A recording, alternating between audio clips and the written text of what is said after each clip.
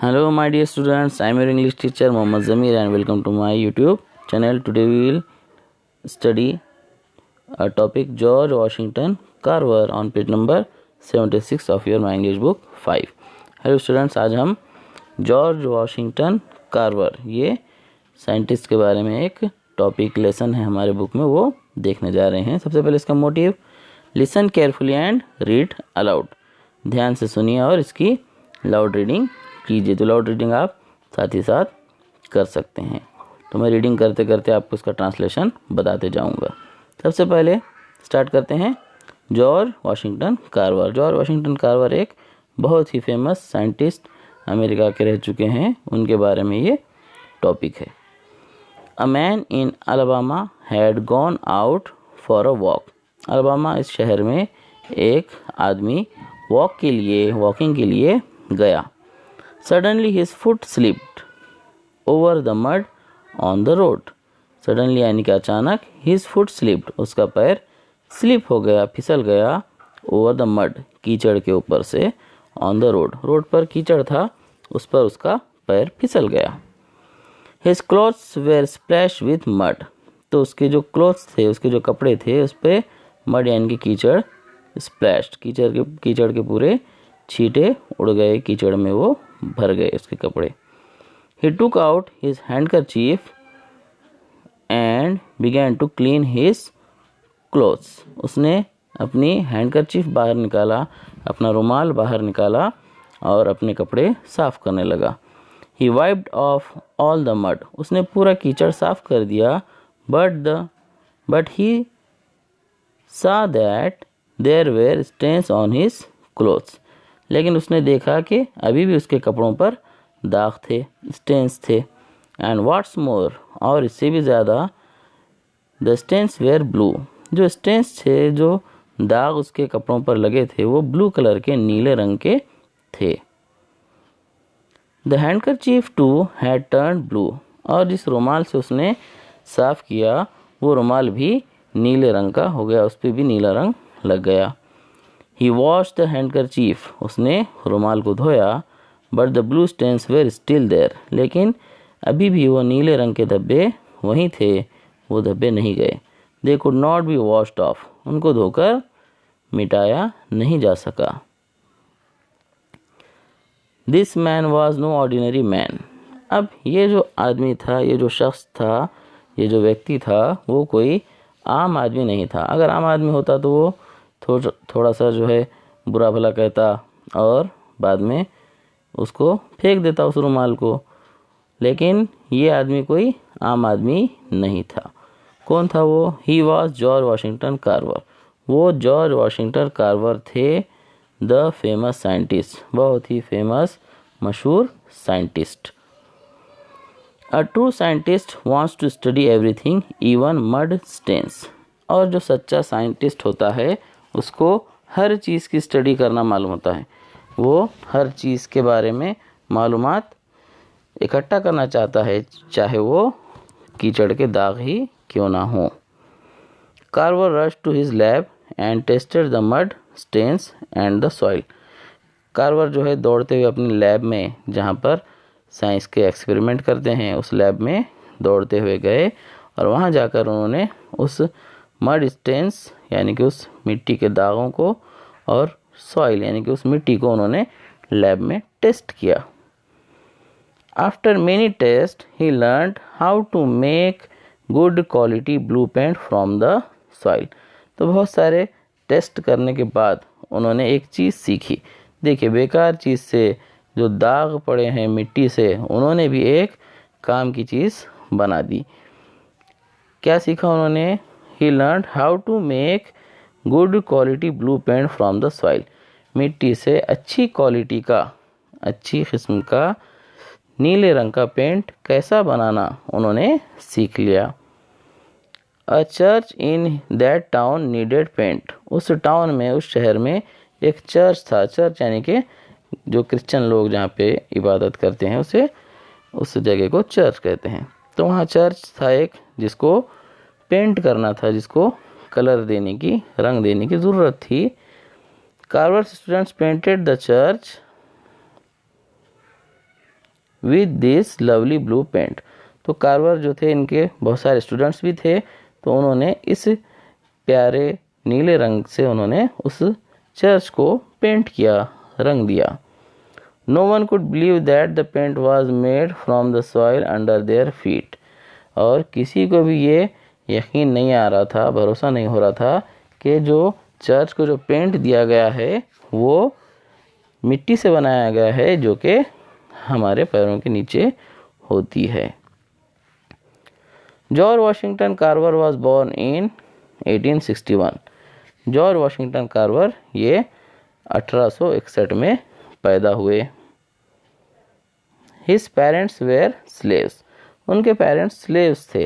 अब ये स्लेव्स क्या है, ये थोड़ा सा मैं डिटेल में आपको बताता हूँ। तो अमेरिका में एक लड़ाई थी दो लोगों के बीच में, मतलब गोरे और काले लोगों के बीच में। बहुत कई सालों तक ये चलता रहा। गोरे लोग कहते थे कि हमको जो है हुकूमत के लिए बनाया गया है, और जो काले लोग हैं ये हमारे ग़ुलाम है, ये सिर्फ हमारी ग़ुलामी करने के लिए इनको पैदा किया गया है। तो ये बहुत सालों तक झगड़ा चलता रहा। उसके बाद फिर बहुत सारे आंदोलन हुए। उसके बाद वो वहाँ पर जो है उनको भी बराबर जो राइट्स है वो दिए गए। तो ये जो थे, इन लोगों को स्कूल में भी आने की परमिशन नहीं थी। ये जो काले लोग होते हैं वहाँ पे, उनके जो है कोई ऑफिसेस में उनको जॉब्स नहीं थे। उनको सिर्फ जो मजदूर काम होता है वही करने की उनको परमिशन थी। कोई भी बड़े ओहदों पे उनको नहीं लिया जाता था। तो इस तरीके से बहुत सारे जुल्म उन पे होते थे। तो इनके जो पेरेंट्स थे जॉर्ज वॉशिंगटन कार्वर के, वो भी स्लेव्स थे। His family worked on a farm in America.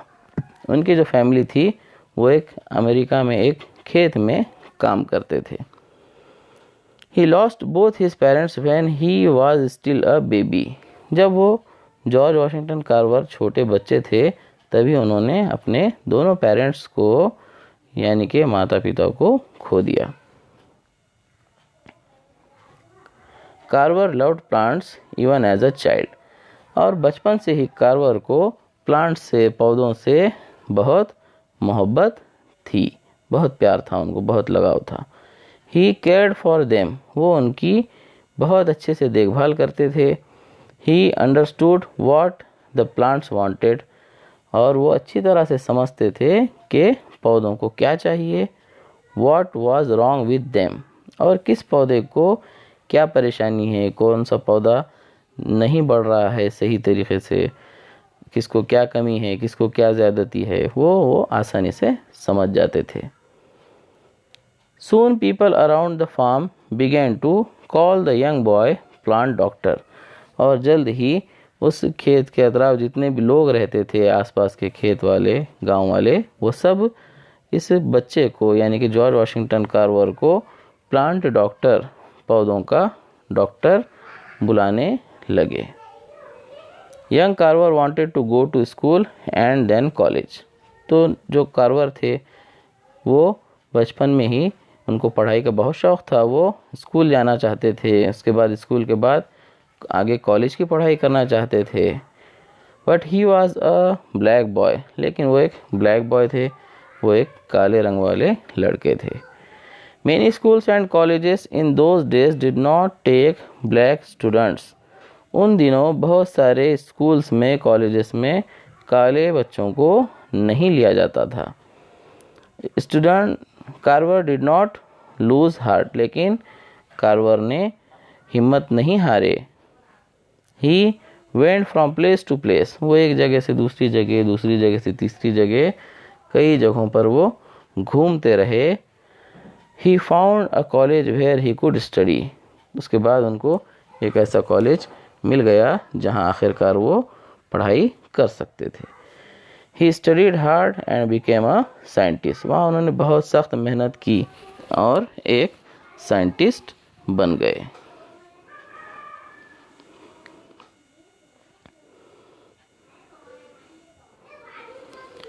After a few months Carver went to teach at the Tuskegee Institute Alabama.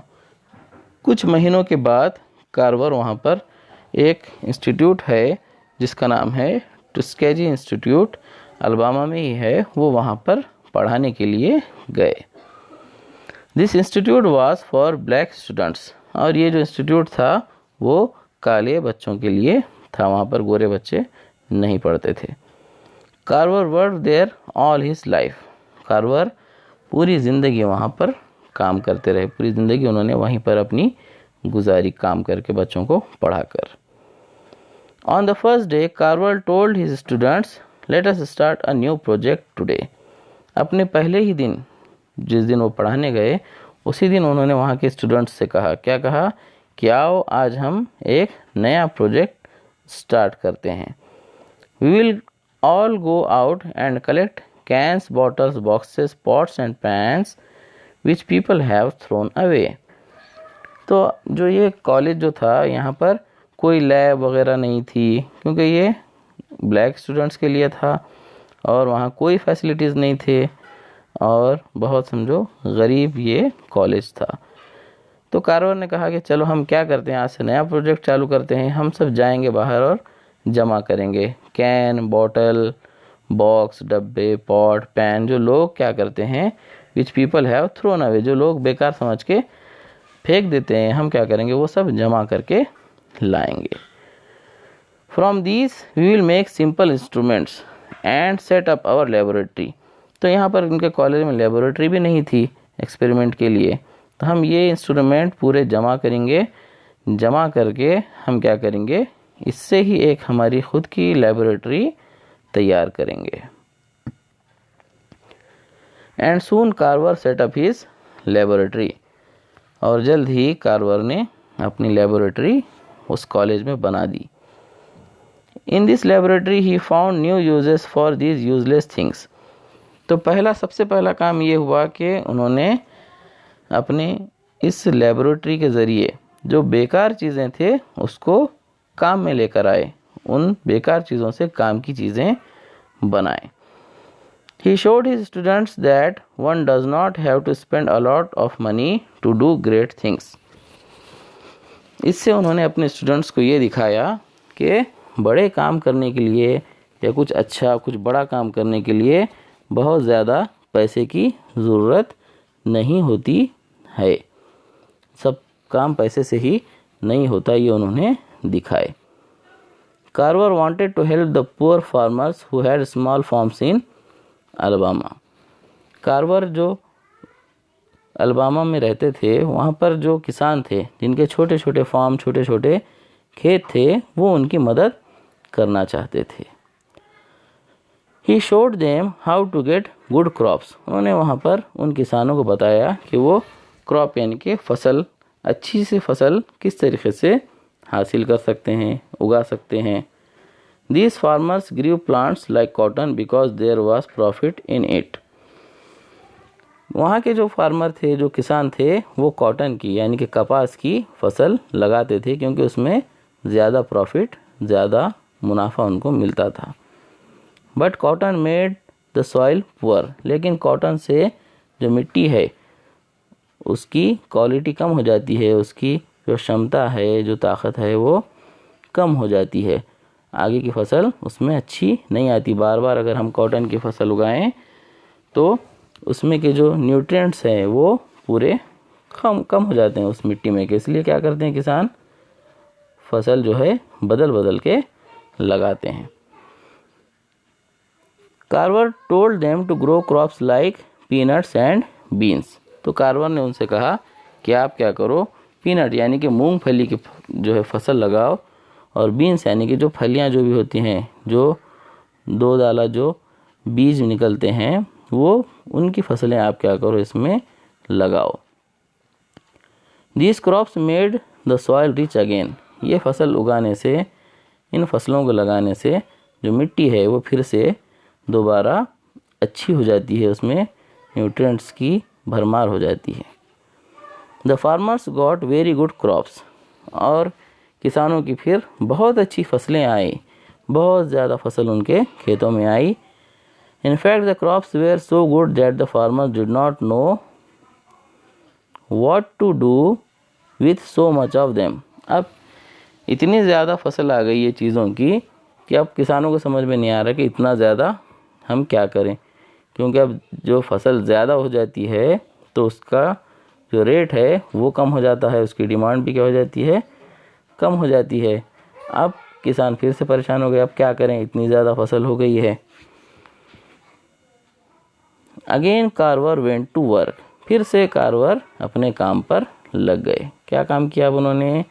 He began to look for new uses for these plants, अब उन्होंने इन पौधों के नए इस्तेमाल की खोज शुरू की कि ये जो फसलें आई हैं इससे अब हम और क्या क्या इनका इस्तेमाल कर सकते हैं। Can you imagine how many uses he found, क्या आप सोच सकते हैं कि कितने इस्तेमाल उन्होंने इस चीज़ों के, इन फसलों के ईजाद किए, खोज के निकाले। From peanuts he made sugar, अब पीनट जो होता है, पीनट यानी कि जो मूंगफली है, उससे उन्होंने क्या क्या बनाए? ही मेड, उन्होंने बनाए शुगर, शक्कर बनाई, इंक, स्याही बनाई, बूट पॉलिश बनाई, कलर, अलग अलग टाइप के रंग बनाए, सोप, साबुन बनाई, पेपर, टाइल्स, टाइल्स यानी कि पुट्ठे, पेपर बनाए उन्होंने। उसके बाद बटर, उससे घी भी बनाया, वनस्पति घी, प्लास्टिक बनाया, मिल्क बनाया। इस तरीके से एज मेनी एज 300 थिंग्स, उन्होंने इससे 300 चीज़ें बनाकर उनको दिखाई। From sweet potato he made as many as 118 things, जो स्वीट पोटैटो होता है, जो रतालू होता है, उससे उन्होंने 118 चीज़ें बनाई। Soon these crops were in great demand, और जल्द ही ये जो फसलें थी इनकी डिमांड फिर से बढ़ गई। And the farmers were happy, और किसान फिर से खुश हो गए। This great scientist died in 1943, ये ग्रेट, ये महान साइंटिस्ट 1943 में उनका देहांत, इंतकाल हो गया। The place where he worked is now turned into a museum, और जिस जगह पर कार्वर काम करते थे उसको आज एक म्यूज़ियम बना दिया गया है।